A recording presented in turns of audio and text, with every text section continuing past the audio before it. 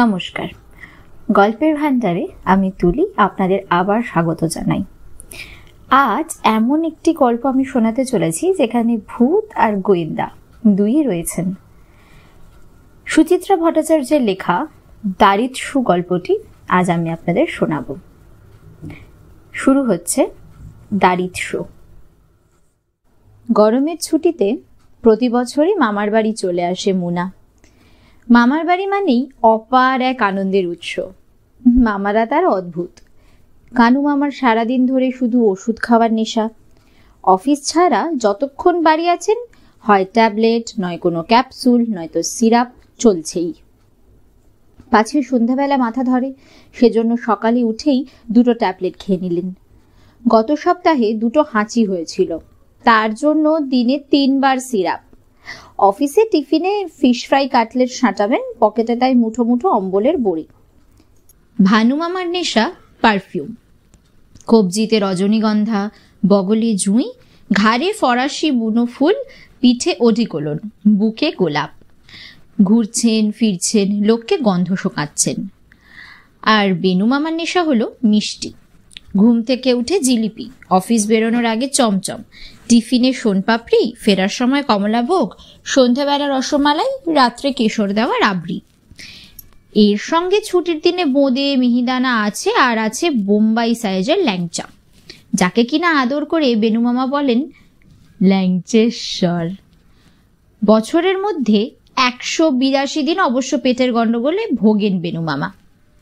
কানু মামা, ভানু মামা, বেনু মামা ছাড়া আরও 2 মামা আছেন মুন্নার, টুটান মামা আর কুনাল মামা।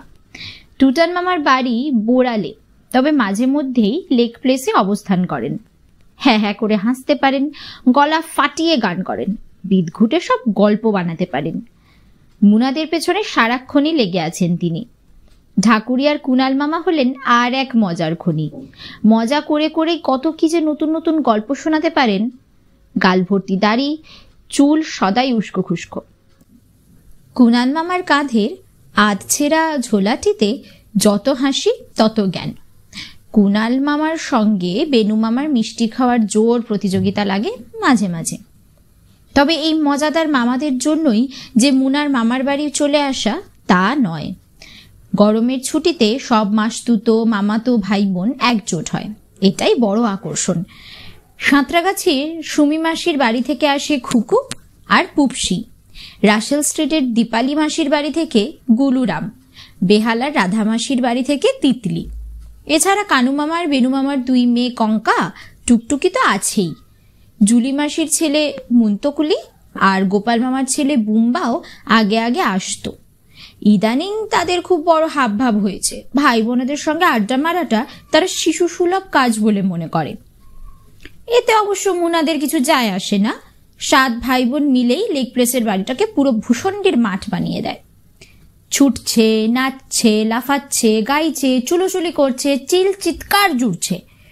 মুনার দিদার একেবারে ত্রাহি ত্রাহি দশা, কিন্তু কিচ্ছু বলার উপায় নেই। মুনার দাদুর কড়া হুকুম, গোটা বাড়ি যদি চুরমারও হয়ে যায় তাহলে ওদের কোনো কথা বলা চলবে না। গরমের ছুটিতে সপ্তরথী পুরোপুরি স্বাধীন। সেদিন হঠাৎ ধুমধুমার লেগে গেল বাড়িতে। সকাল থেকে টিপটিপ বৃষ্টি পড়ছিল, বিকেল হতেই মুষলধারে নামলো। বিকেলে যে দঙ্গল বেঁধে লেকে চরকি মারতে যাবে তার উপায় নেই, সুতরাং ঝগড়া ছাড়া আর কাজ কি। তা ঝগড়াটা লাগলো কি নিয়ে? না, কোন গোয়েন্দা বড়। মুনা এবার ক্লাস 10-এ উঠেছে, সেই এদের মধ্যে সবচেয়ে প্রবীণ। গম্ভীর মুখে সে বলল, গোয়েন্দা হলো গিয়ে ব্যোমকেশ।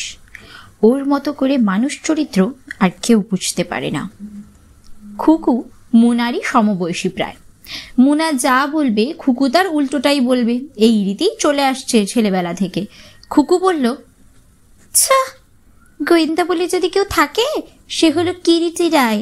সে তোর ব্যোমকেশকে এক হাতে কিনে অন্য হাতে বেঁচে আসবে। কি বলিস রে তিতলি?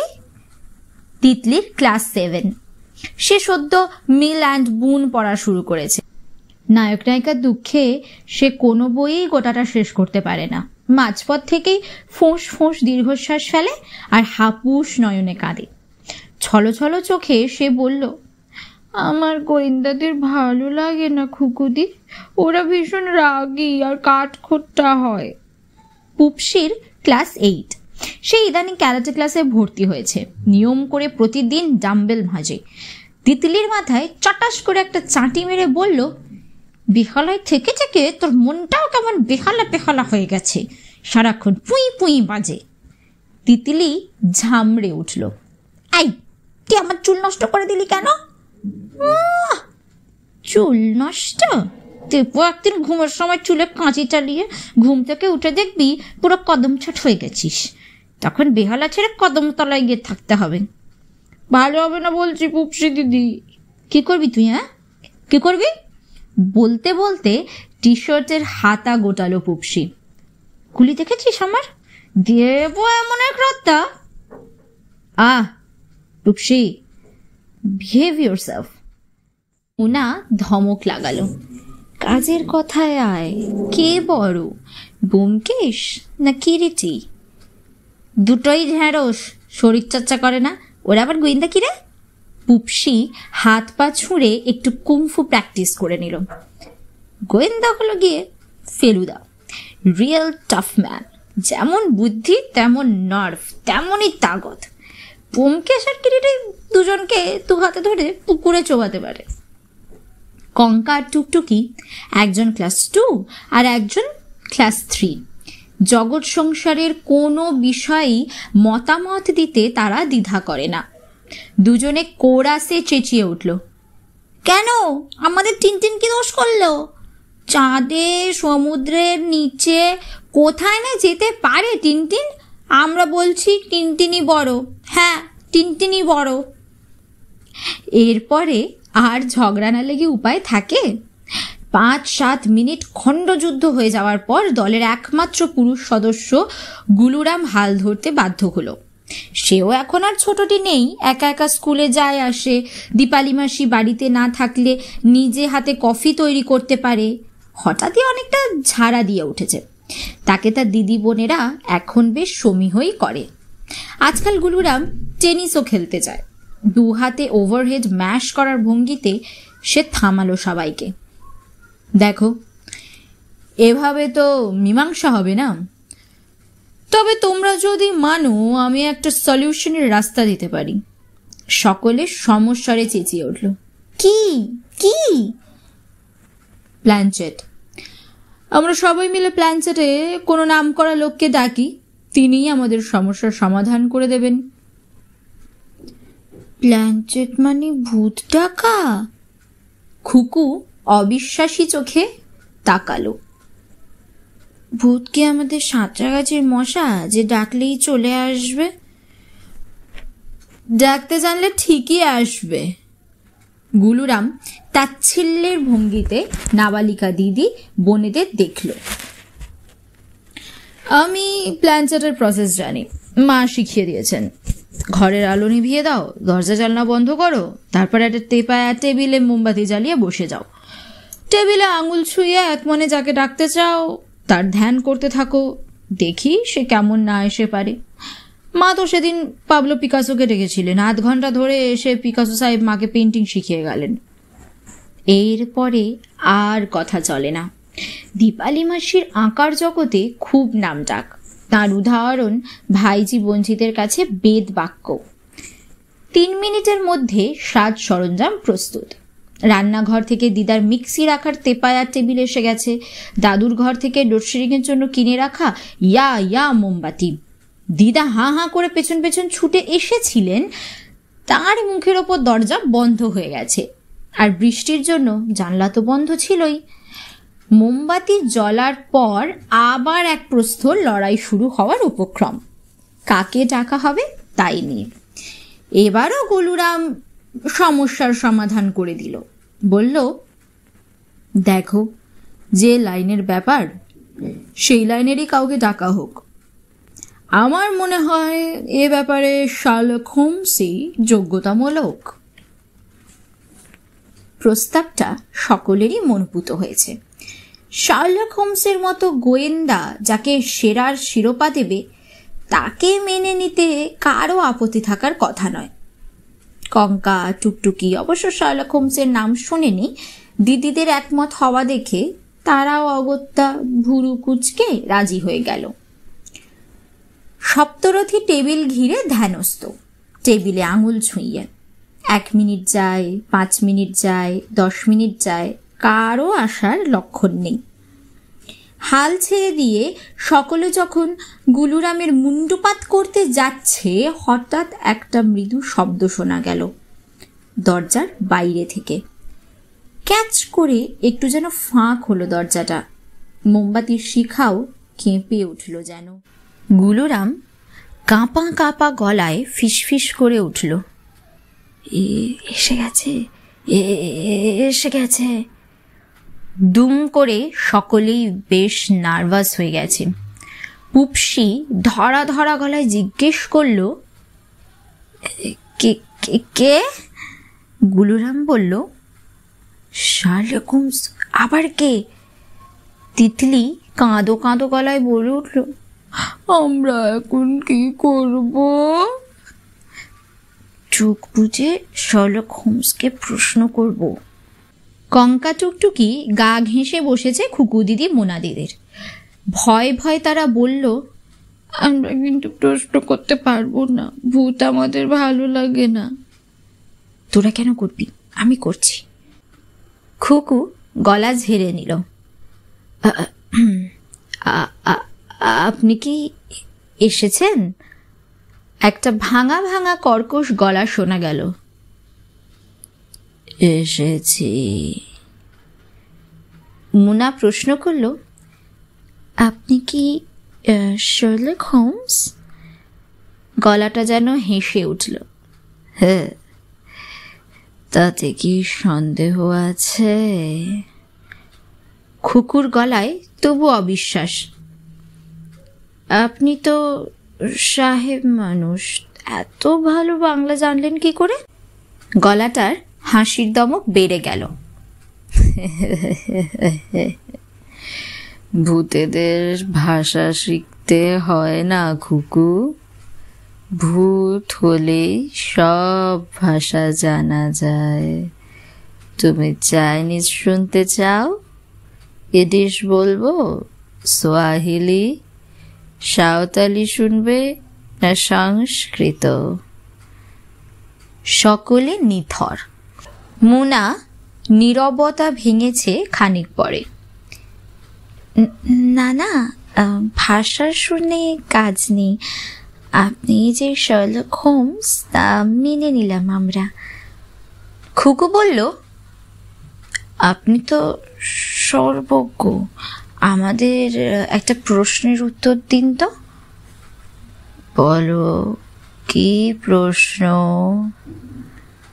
কে বড় গোয়েন্দা? কিরিটি যায়, ব্যোমকেশ, ফেলুদা, টিনটিন? কে?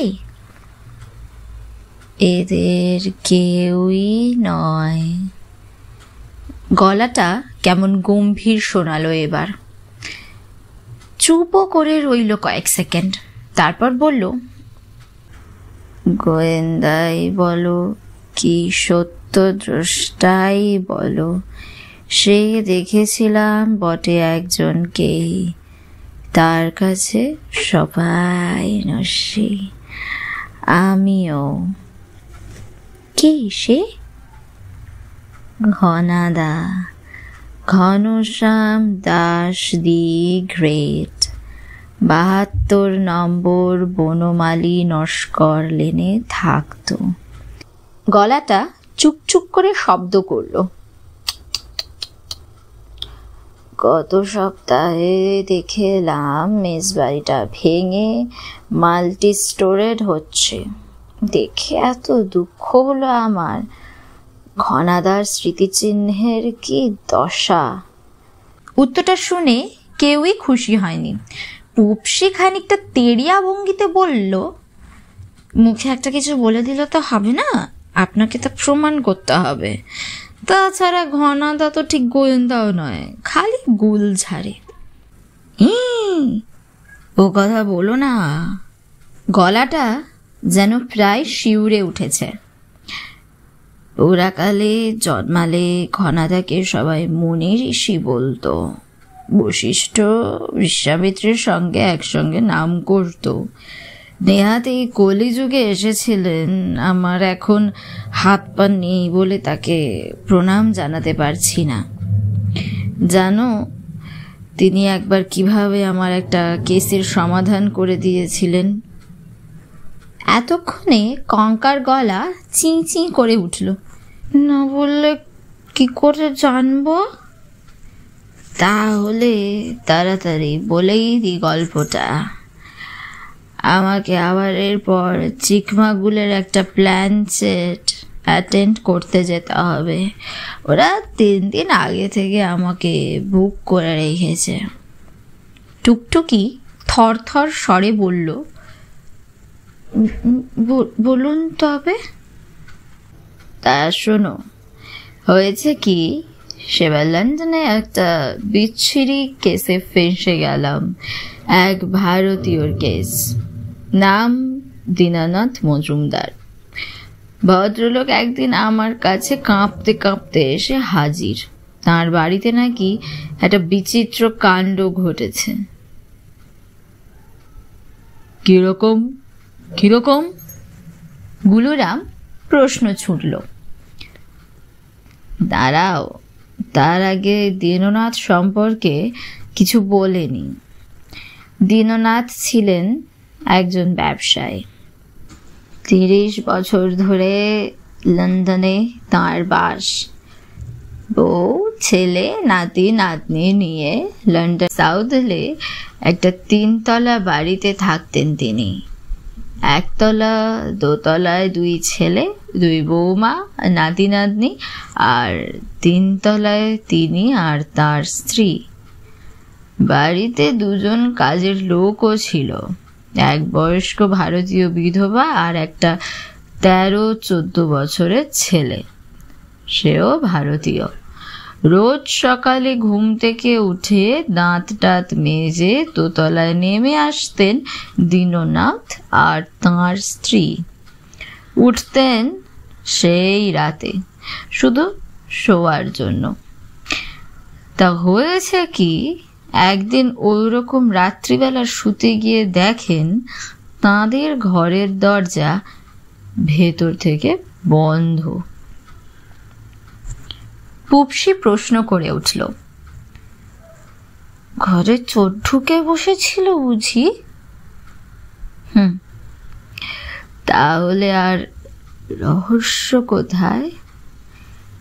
হোমস সাহেব হাসছে ক্ষণক্ষণ। দীননাথ ছেলেদের ডাকলেন। তারাও প্রথমে তোমার মতোই ভেবেছিল। খুব হুঙ্কার ফুঙ্কার ছাড়লো বাইরে থেকে, কিচ্ছু হলো না। দরজা যে বন্ধ, সেই বন্ধ। ভেতর থেকে কোনো সারা শব্দ নেই। তারপর 2 ভাই মরিয়া হয়ে দরজা টেনে একটু ফাঁক করলো। দীননাথের স্ত্রী একটা খুন্তি গলিয়ে দরজার খিল খুললেন। তিতলি বহুক্ষণ পর খিলখিল করে হেসে উঠল।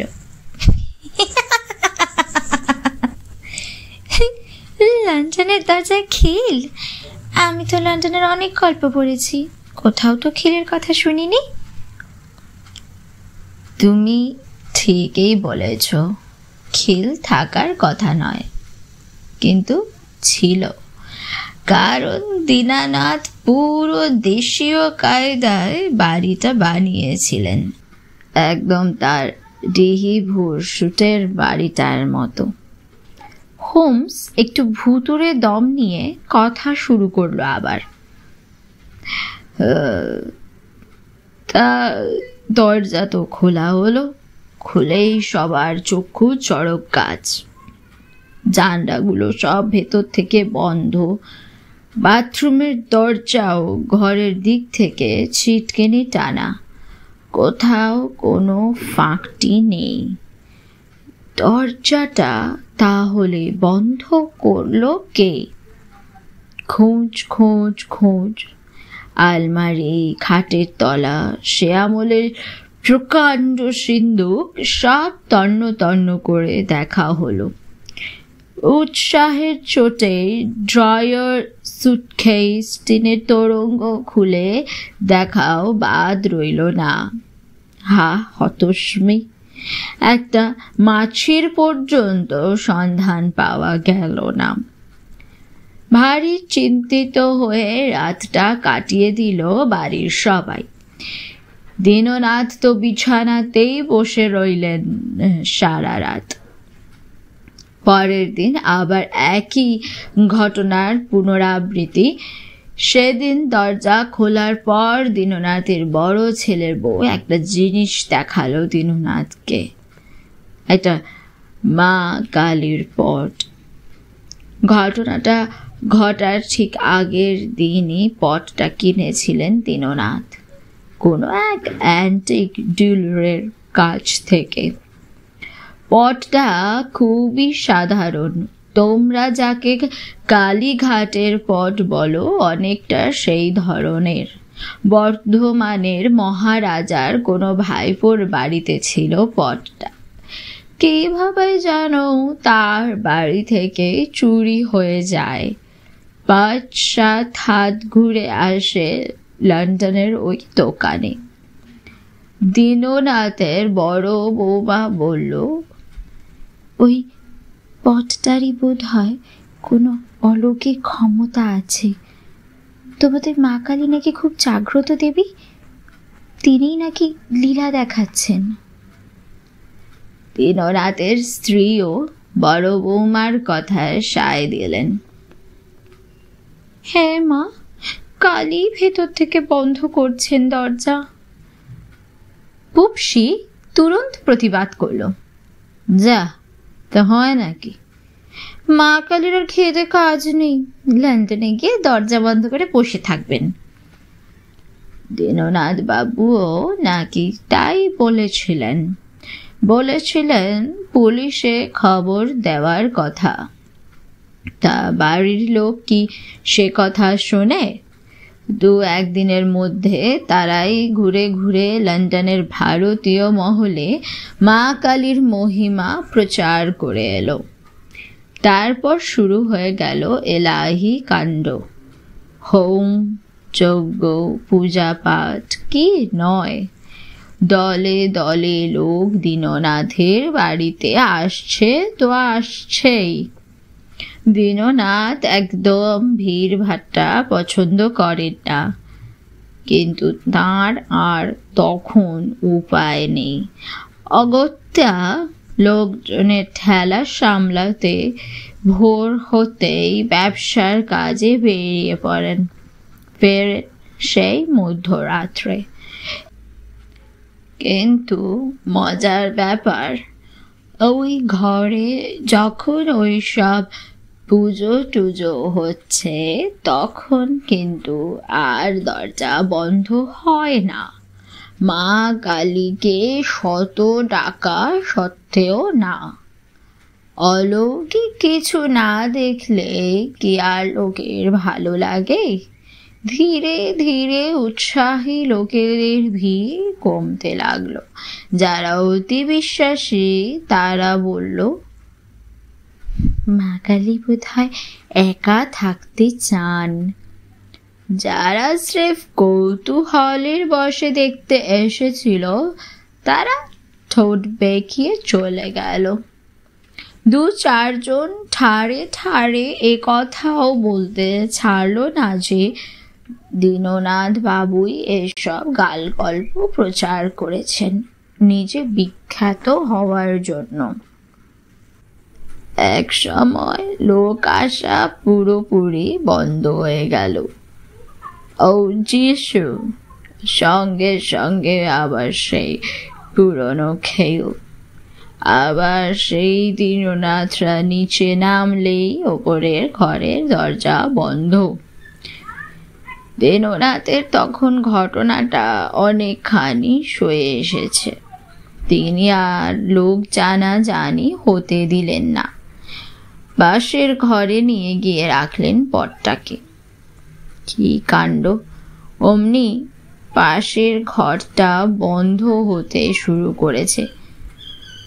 বাড়ির লোকজন দীননাথকে বলল, এবার মানবে তো এসব মা কালীরই কাজ?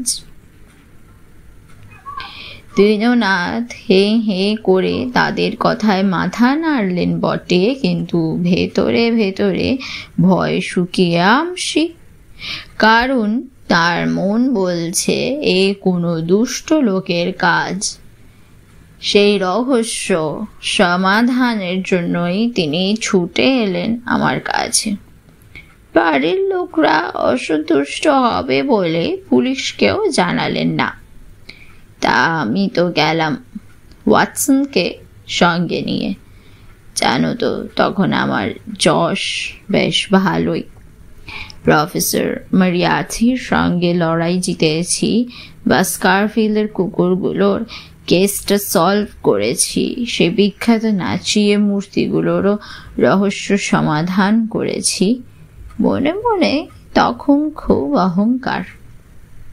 ভাবলাম এত সব জটিল কেস করেছি, আর এই সামান্য দরজা বন্ধ হওয়ার রহস্য ভেদ করতে পারবো না। কিন্তু এই কেসটাতেই আমি কেমন যেন বুড়বাক বনে গেলাম। সবাইকে জেরা করলাম একসঙ্গে, আলাদা আলাদা। ঘরটাও দেখলাম, সামান্যতম ক্লু খুঁজে পেলাম না। উল্টে একদিন আমি যখন দোতলায় লোকজনের ইজাহার নিচ্ছি, তখনই 3 তলায় ঘর বন্ধ হয়ে গেল। লজ্জায় আমার মরে যাওয়ার জোগাড়। মনের দুঃখে ভাবলাম গোয়েন্দাগিরি ছেড়েই দেব।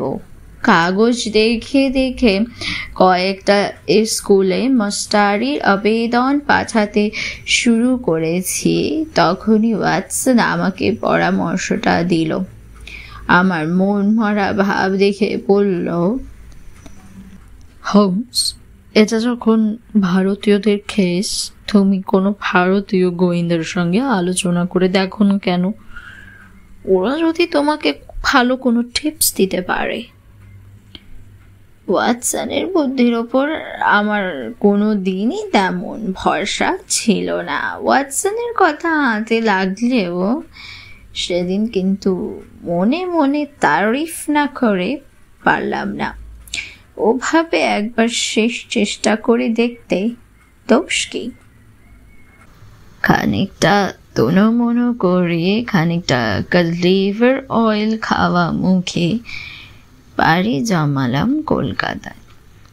তোমাদের ব্যোমকেশ, কিরিটি, ফেলু সবার বাড়ি গেছি, কেউ পরামর্শ দিতে রাজি নয়।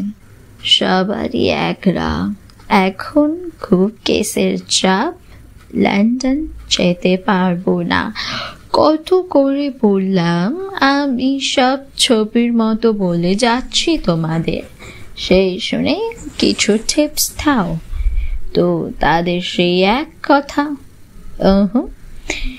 নিজেরা না দেখে আমরা টিপস দিই না। সেই সময় প্রথম ঘনাদার নাম শুনলাম ব্যোমকেশের মুখে।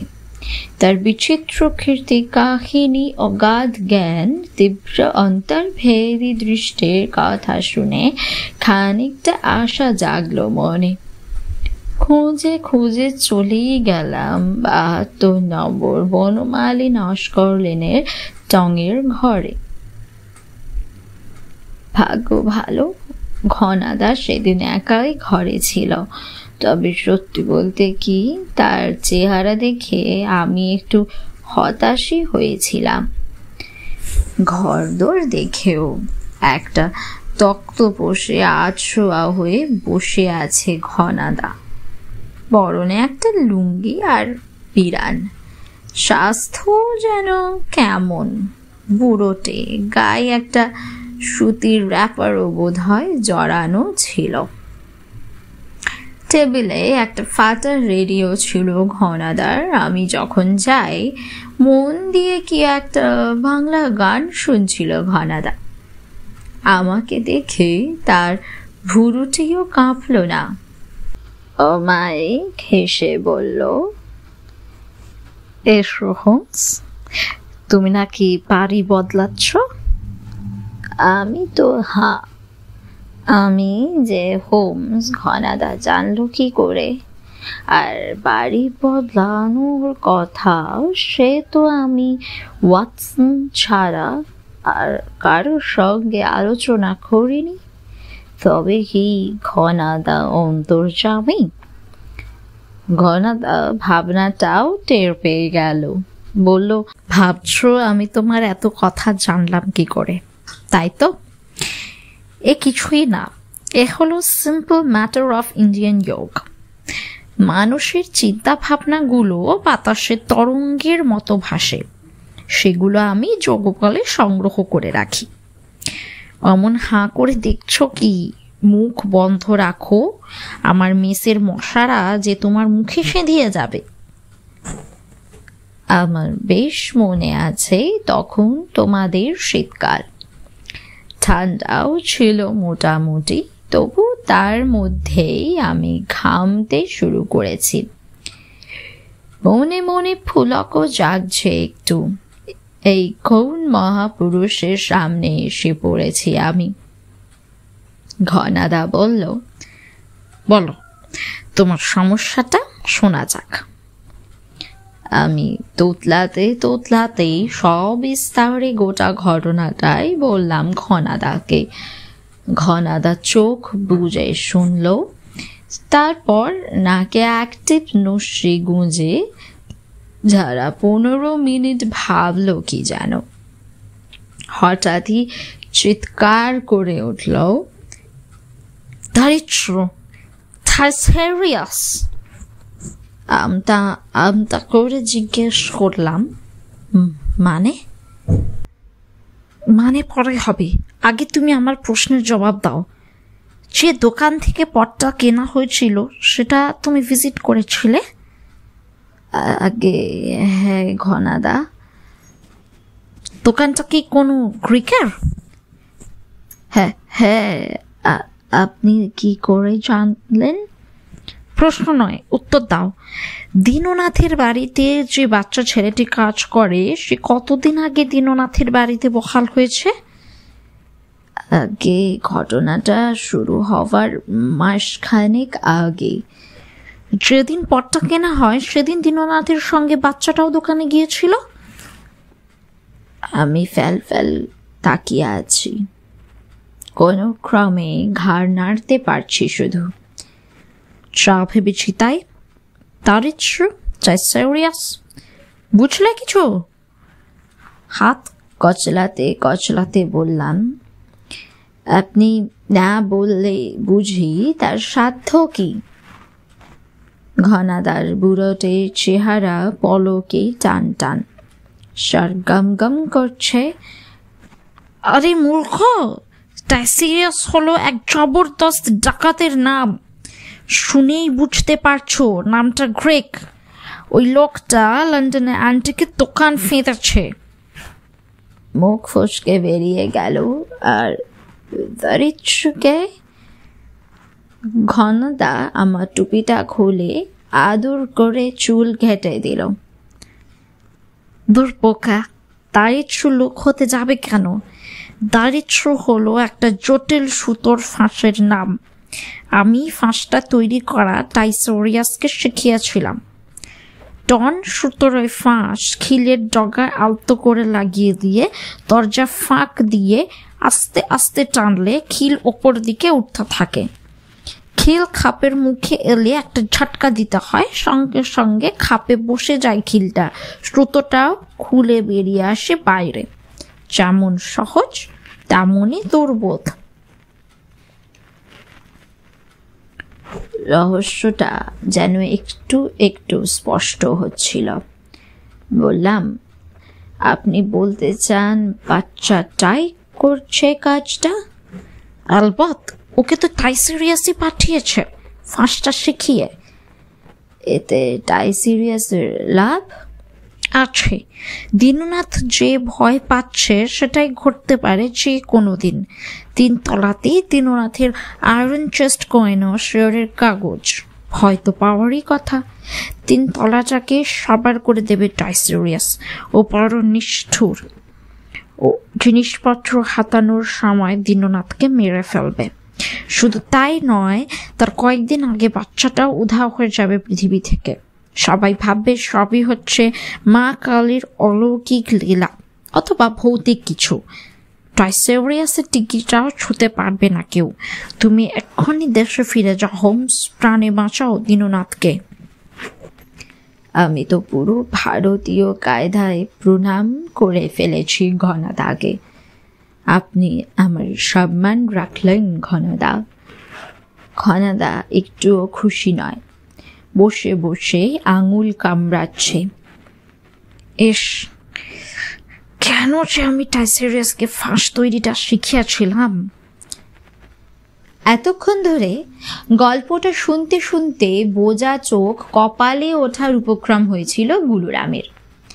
নিঃশ্বাস বন্ধ করে সে বলল, সত্যি তো? ঘনাদা কেন টাইসেরিয়াসকে শেখালো ফাঁসটা? শার্লক হোমসের ছায়া মূর্তি অন্ধকারে দুলছে। মোমের শিখা কাঁপছে অল্প অল্প। বোধহয় ভৌতিক নিঃশ্বাস ফেলছে হোমস। গোটা 2-3 নিঃশ্বাস ফেলে বলল, প্রশ্নটা যে আমার মনেও জাগেনি তা নয়, জেগেছিল বই কি। জিজ্ঞেস করেননি? করেছিলাম। ঘনাদা কি বলল? সে আর একটা কাহিনী। ঘনাদা টাইসেরিয়াসকে কোথায় ফাঁসটা শিখিয়েছিল শুনবে? ট্রাসি গুফায়। সেটা আবার কোথায়? তিব্বতের রাজধানী লাসা থেকে 250-300 মাইল দূরে।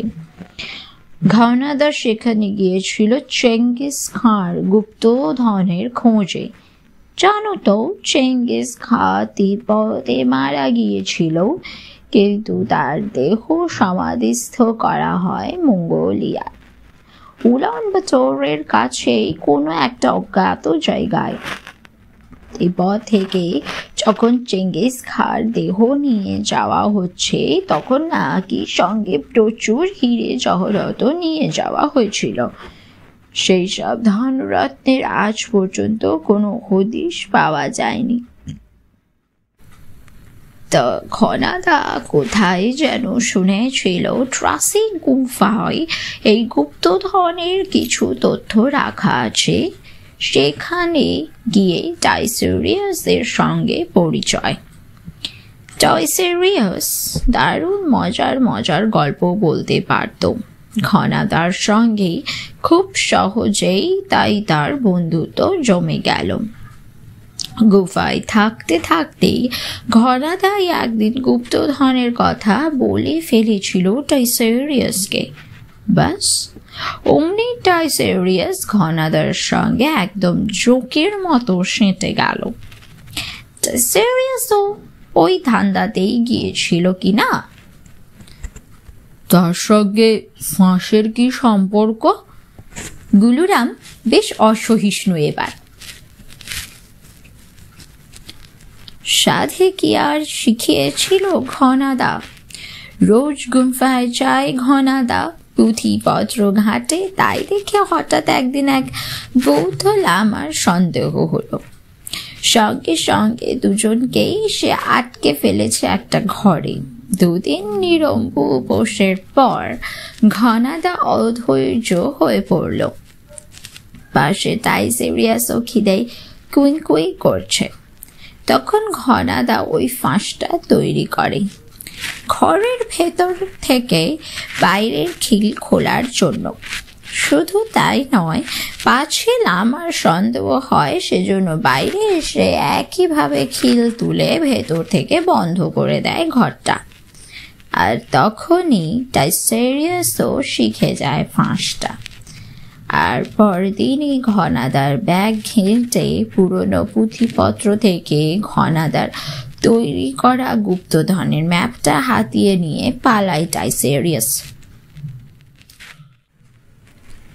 লোকটা এত ভয়ঙ্কর যে যেই লামা তাকে আটকে রেখেছিল তাকেও যাওয়ার আগে খুন করে রেখে যায়। পুপসি উসখুস করে উঠল। টাইসেরিয়াস গুপ্তধন পেয়েছিল? তাহলে কি আর লন্ডনে গিয়ে দোকান করে? ঘনাদা তো ট্রাসি গুফা ঘেটে শুধু 8খানা ম্যাপ তৈরি করেছিল। বাকি 8খানা ম্যাপ তৈরি করার কথা সেই উলান বাজারে। অর্ধেক ম্যাপ হারিয়ে যাওয়ার পর ঘনাদার মন ভেঙে গেল, আর বাকি ম্যাপ তৈরি হলো না। খুকু আর চুপ করে থাকতে পারল না। তা মিস্টার হোমস, লন্ডনে গিয়ে আপনি টাইসেরিয়াসকে ধরতে পেরেছিলেন? টাইসেরিয়াস কি কম ধরত? যেই শুনেছে আমি কলকাতায় গেছি অমনি সেই লন্ডনের দোকান তুলে দিয়ে হাওয়া। বাচ্চা ছেলেটাকে 3বার কান রগড়ানি দিতেই সত্যি কথাটা স্বীকার করে ফেলল। আমাকেও আর স্কুল মাস্টারিতে যেতে হলো না। কিন্তু ঘনাদাই বা দারিদ্র্য শিখল কার কাছ থেকে? খুকুর প্রশ্নের বুঝি শেষ নেই। সে আর এক লম্বা কাহিনী। সেটা বলতে গেলে আমার আজ আর চিকমাগালুরে যাওয়া হবে না। আমার লন্ডনের বিগ বেনে কখন 2টো বেজে গেছে, আর ওখানকার 2টো মানে তোমাদের এখানে সন্ধ্যে 7:30। শার্লক হোমসের ছায়া দুলছে। আমি এখন তাহলে চলি। পুপসি তড়িঘড়ি বলে উঠল। তাহলে আমাদের দারিদ্র্যর গল্পটা শোনা হবে না? ইচ্ছে থাকলে নিশ্চয়ই হবে। তোমরা আমাকে বুক করে রাখো। সামনের সপ্তাহে বৃহস্পতিবার রাত 8:30টার পর থেকে ফ্রি আছি। যদি চাও তো সেদিনই। প্ল্যানচেট করতে হবে না, আমি এমনি এসে যাব। শুধু ঘরের লাইটটা একটু নিভিয়ে রেখো। কে আসবো? তিতলি বিরস মুখে বলল। কি দরকার? প্রত্যেক উইকে বাড়িতে ভূত এলে বাড়ির বদনাম হয়ে যাবে। চুপ কর তো। অন্ধকারেই পুপসি চাঁটি মারল তিতলিকে। না না মিস্টার হোমস, আপনি আসুন, আমাদের সন্ধ্যেটা ভালোই কাটবে। ঝুপ করে মোমবাতি নিভে গেল। একটু ফাঁক হয়ে থাকা দরজা বন্ধ হয়ে গেল ক্যাঁচ করে। কঙ্কা টুকটুকি সজোরে চেপে আছে দিদিদের হাত। সপ্তরথী নির্বাক, নিষ্পন্দ। সাহস করে যেন শ্বাসও নিতে পারছে না কেউ। দড়াম করে খুলে গেল বন্ধ দরজা। পুরোপুরি আলো জ্বলে উঠছে ঘরে। আলোকিত ঘরে 2 হাত কোমরে রেখে দাঁড়িয়ে আছেন টুটান মামা। দাঁত বের করে হাসছেন। টুটান মামার আপাতমস্তক কালো বর্ষাদিতে মোড়া। কিরে, তোরা সবাই মোর ভেবলু মুখে ঘর অন্ধকার করে বসে আছিস কেন? জানো তো, এক্ষুনি না। কঙ্কা টুকটুকি শার্লক হোমসের কথা বলতে যাচ্ছিল। মুনা তাদের মুখ চেপে ধরেছে। সন্দিগ্ধ চোখে জিজ্ঞেস করল, তুমি কতক্ষণ এসেছ? এই তো ঢুকছি। টুটান মামার হাসি আরো রহস্যময়। চোখ নাচছে। কেন বলতো? 7 ভাই বোন নিমেষে পরস্পরের দিকে তাকিয়ে নিল। বুঝিবা কিছু ইশারাও হয়ে গেল নিজেদের মধ্যে। থাক, শার্লক হোমস তো বলেইছে আবার বৃহস্পতিবার আসবে, তখনই বোঝা যাবে রহস্যটা। শুনছিলেন তারির শো। সুনীল গঙ্গোপাধ্যায় সম্পাদিত ছুটির সাথী থেকে সুচিত্রা ভট্টাচার্যের লেখা এই গল্পটি আজ আমি আপনাদের শোনালাম। গল্পটি কেমন লাগলো সেটি কিন্তু অবশ্যই জানাবেন। আর লাইক, শেয়ার, সাবস্ক্রাইব আর কমেন্ট করতেও ভুলবেন না। ধন্যবাদ।